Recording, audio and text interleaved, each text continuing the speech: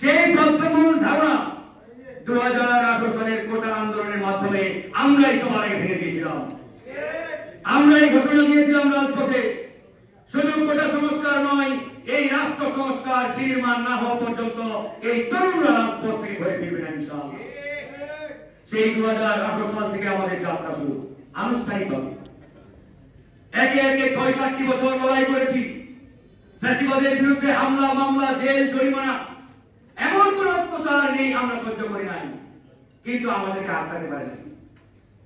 আওয়ামী লীগ এবং আওয়ামী লীগের সেই commander, fascist commander Sheikh Hasina চেয়েছিল যে কোনো মূল্যে এই তরুণদেরকে আটকাতে, তরুণদেরকে দমাতে, থামিয়ে দিতে, বাট তারা পারে নাই, ব্যর্থ হয়েছে। কারণটা কি?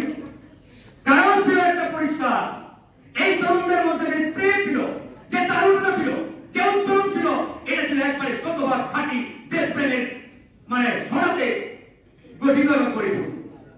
সেই সততার যে উদ্যম, যে স্পিরিট, এই স্পিরিটের কাছে শেখ হাসিনার ছলনা বাস্তবায়ন তারা করতে পারেনি।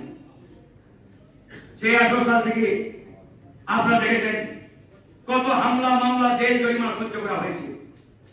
15 বছরের ফ্যাসিস্ট বিরোধী আন্দোলন যদি আমরা বলেও থাকি, তবে আওয়ামী ফ্যাসিস্ট পতনের বীজ আনুষ্ঠানিকভাবে পতন হয়েছিল 2018 সালের কোটা আন্দোলনের মাধ্যমে। এই ছিল সত্য।